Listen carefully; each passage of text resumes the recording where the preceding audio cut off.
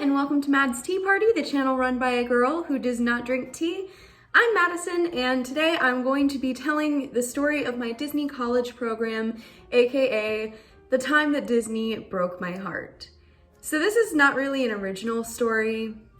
Pretty much every spring 2020 college program participant had this exact same story, but here's mine. I've mentioned in the past a few times that I did the Disney college program, but I never really got into details about it because I said that I wanted to make a separate video, so this is that video. Now it's worth noting that I currently do not work for Disney, so all of the opinions and stuff in this video are purely mine. Honestly, I don't have that much negative to say about the company itself. This is just the story of what happened in 2020. You all know everybody lost things in 2020, so this is what I lost. So this story starts back when I was in middle school. So I kind of got into my phase of like, I want to be a Disney princess. I want to be a Disney princess at Disney World. I want to be a face character. And obviously that never happened. And that's kind of when I stumbled upon the Disney college program. I came to Disney World and I met this CP in the gift shop for the Tower of Terror. And she was from my town. So I was like, hey, I'm from there too. And she explained, I'm on the Disney college program. So this is what I do. I work at Disney World and I live here. And I was like, okay, well, I want to do that. So at this point, I still wanted to be a princess, but I knew that I wanted to work at Disney someday, and the Disney college program just seemed like the perfect opportunity for me. So I get into college, and at this point, I'm thinking, well, I'm just gonna wait. I'm gonna do college, and then I'm gonna go in my junior or senior year, just so, my schooling, I can focus on it for now. In my freshman year of college, I was stage managing a show for the theater department, so I couldn't go that spring, but I still applied and I didn't get in. I never even got to an interview stage. It was just like application received, application rejected. That was that. And in the spring, I apply again for the fall. So I applied again, and again, I did not get in. I wasn't really stressed about it because at the time I was a double major. I was trying to get all of my schooling done still within 4 years. So at this point, I'm taking summer classes, I'm working extra so that I can take the semester off for the Disney college program and not take any college classes while I'm in the program because I just wanted to enjoy it for what it was. And my school didn't offer any credit for doing the Disney college program, so I just wanted to do it to work at Disney. So in fall of 2019, I applied for my third time, and this time I had one of my friends at the time who was a Disney college program alumni. She helped me go over my resume, my application, because at this point she had been accepted twice, and so she was helping me make my application more presentable for the recruiters, and it worked. So I got in and I was really happy about it. The interviews were pretty easy. I was so nervous. Honestly, I'm not gonna give a bunch of interview advice or DCP advice in this video. If you want those, there are plenty of channels that talk about how to get into the DCP, what you do when you're in it. That's not really what I'm talking about today, but if you guys want that kind of content, let me know down below. So I was really anxious and I was awaiting my final decision. I was waiting for my offer, and I remember just checking my phone every 10 minutes. I left my ringer on for the first time since middle school just so I could hear it when it came in. It was insane. I was so paranoid, and it took about a week for my final answer to come in, but I got it, and I was at school when it came in, so I get the email and I literally start shaking. I was standing in the middle of one of my buildings. I was between classes, thank goodness.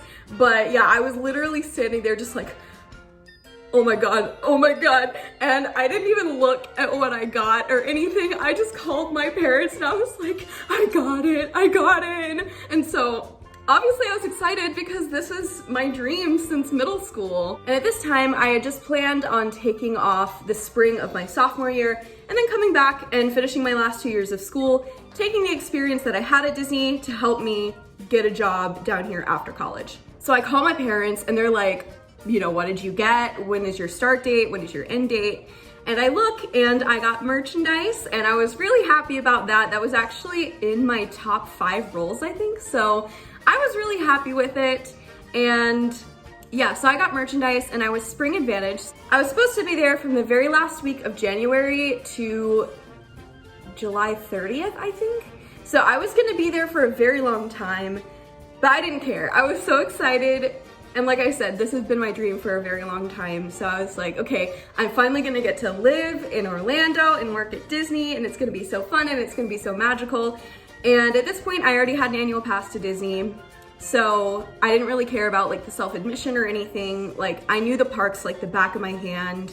And honestly, I just wanted to live in Orlando. From the time that I got my acceptance to the time that I actually went to Florida was about 4 months. And let me tell you, those were the longest 4 months of my life. So within those 4 months between my acceptance and me actually moving down to Florida, I did go to Atlanta and try for the face character auditions, and I did not pass. They literally cut me in the first round. So I have no advice for how to do well in a character performer audition because I didn't do well. And at this point, it was just kind of a what the heck thing anyway. My dream of becoming a princess had kind of gone by the wayside, and at this point I was like, I just want to work at Disney. Like I'm fine with merchandise, it's whatever. So I get my location and I was at Main Street East. So it's not Emporium, it's like everything but the Emporium. It's the other side of the street with like confectionery, Chapeau, Uptown Jewelers. Gotta love Main Street East. I was really happy. It was my second choice location in the whole resort. So first choice was actually Tomorrowland, but I didn't get assigned there. I got assigned Main Street East, and I was fine with that because Main Street has some of the cutest costumes, and it is the iconic Disney, you know? You get to see people's first reactions when they see the castle. Every night during the fireworks, I would, you know, see the little kids going, Moana and Olaf, and you know, they'd be pointing up at Tinkerbell on the castle. So honestly, Main Street was like the most magical location to be, especially since I wasn't Emporium and didn't have the super late hours or the super crowded stores. I can't even imagine working Emporium.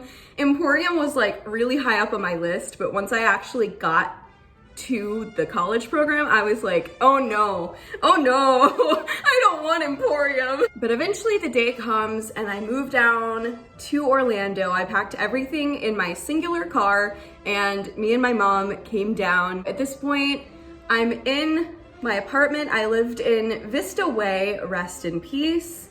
I had a 3-bedroom, 6-person apartment. And I was lucky enough to get the room with the bathroom, even though I was the 5th person to arrive, just nobody wanted it. So I get there and I go through traditions and everything, and it's really fun. I actually really enjoy traditions. And I get to my location, I love my location, and every day I'm just thinking about like how crazy it is that I'm just working at Disney and living so close to Disney. And I got to see the Utilidors, which I plan on making a whole separate video about the Utilidors eventually because like nobody talks about them. And there's not a whole lot down there, but I feel like they confuse people and I just need to clear the air. I got kitchen trained for confectionery. I got embroidery training for Chapeau. I was living my best life. I could do all the things. So I could trade shifts basically with anyone. And that was one thing that I liked about Main Street East is that I could trade into basically any location because the only merchandise training that I didn't have was alcohol training. But there were locations in Main Street East that didn't require certain things. Like unless you were in confectionery, you didn't need food training. So if I had a regular shift, I could trade it with anyone on property. If I had a confectionery shift, I could trade it with someone else who had food training. It was a nice area to be able to trade and like try out different locations. So I did. In my time there, I traded 2 shifts. I had a Toy Story Land shift at Hollywood Studios and I had a Tomorrowland shift in Magic Kingdom. I was very nervous to try out a different park because I had only worked at Magic Kingdom, and honestly, Hollywood Studios was very different. I think I still preferred working in Magic Kingdom, but Hollywood Studios was pretty good. I got lost pretty bad trying to find where I was going because the day before my shift, I went to go pick up my costume because I needed to know like where to park and where costuming was. So I was like, I'll just pick up my costume a day early so that tomorrow when I come, I know where to go, because it was a really early morning shift. It was an opening shift. So I didn't want to be late or anything. I lost my car in the parking lot. It took me a while to find the parking lot because I went into the regular guest parking lot and I was like, hey, where do employees park? And they were like, you're in the wrong place, dude. So that was awkward, but I found it. And honestly, I liked Hollywood Studios and I liked Toy Story Land. I had this shift in February, so it was, you know, winter. And it was also a morning shift, so it wasn't quite as hot. So I can't imagine working Toy Story Land in the summer. I honestly feel bad for the people that that's their permanent location and they have to work there every day, because in the summer, I can imagine that that would just be brutal, because you're outside the whole time. And I just, no thank you. I also got really sunburnt on my Toy Story Land day, because I was wearing a long sleeve shirt, but I had on shorts, because it was one of those days where if you stand in the shade, it's cold, and if you stand in the sun, it's hot. So what I ended up doing was I had my front half in the shade so that my face wouldn't get sunburnt, and I was like facing the cart. And then my back side would be like facing away from the cart in the sun so that I stayed at like the perfect temperature. But what ended up happening was the back of my legs ended up getting so burnt and they hurt for days and days and days. But overall, I had a lot of fun at Toy Story and everyone was so nice, and that's one of the most fun shifts I've had, just because they would stick you out at the cart and you're by yourself. And I just took like the Buzz Lightyear bubble blower and I put on the Slinky Dog headband they have for the cast members to wear, and I would just dance and people were laughing at me, but honestly, I was having more fun than them, so whatever. And then the second shift that I picked up was Tomorrowland and Magic Kingdom, and they put me mostly in Star Traders, which is one of my favorite stores in all of Magic Kingdom. I talked about that in my best gift shops at Disney World video.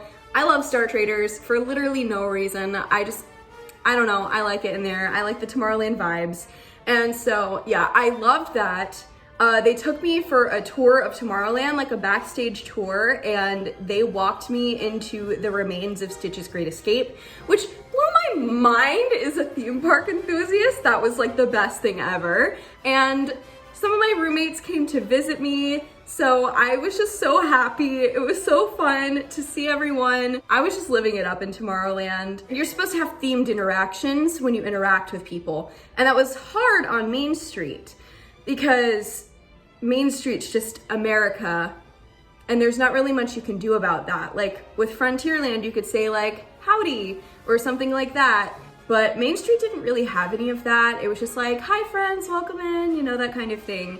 But Tomorrowland, oh boy, I had so many fun themed interactions. Every time I completed a transaction and I was, you know, gonna say, thank you, have a great day, I would just say, have a great, big, beautiful tomorrow. And I was living it up in Tomorrowland. So I had way too much fun there. And honestly, I would have loved to go back. But yeah, most of my time was spent at Main Street. I didn't get the chance to trade anywhere else because COVID-19 hit. But yeah, talking about my actual location. So I really liked Main Street East.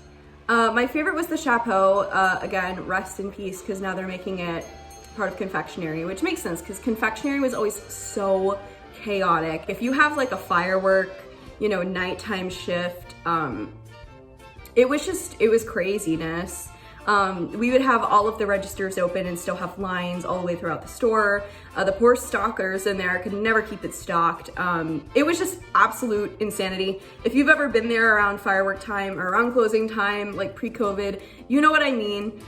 Confectionery was just brutal for the guests and the cast members, so would not recommend. But it did keep me busy though, and that was something that I liked about it. The other stores were pretty easy. They would usually put you in a rotation, so you would just go to a few positions and then you would go to a break.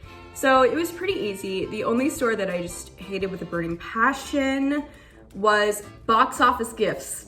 I hated Box Office Gifts because it was the photo location for Magic Kingdom, and nobody ever bought their photos, so they would come in and they would look at them, and then like they would hardly ever buy anything. So I'm just standing there just doing nothing. And the PhotoPass people are always busy. You know, they're always showing people photos, they're always doing something. So you can't really talk to anyone, and you're 1 or 2 people in there and you're pretty separated. So, you know, there's no one to talk to in there. I did have some good guest interactions in there, but that was just because I literally had nothing else to do. I could go on and on with stories from my time at Disney, but honestly, that's basically the gist of it. I also had a lot of fun with my roommates. I mean, I was going to the parks consistently every day. You know, I would park hop between parks. I got to do the Mickey and Minnie's Runaway Railway preview as a cast member, which was super cool. And honestly, I had some good times with my roommates. I don't think I've ever laughed as much as I have in that apartment at Vista Way. It was a good time. So now that I've covered like the basics of what my program was, I'm gonna stop here and then I'm gonna make a part 2 that I will put out next Friday. This is a long story and it's going longer than I thought it was, so I'm just gonna split it up and see what happens. So this has been the end of part 1. Please let me know if you have any questions about my college program or anything about it that you want me to talk about in greater detail. But yeah, that was the overview of my program, and in the next video, I'm gonna talk about how it ended. I put out new videos every Friday, so make sure to subscribe so you don't miss any videos, or maybe share it with a friend if you liked it. And until next week, bye!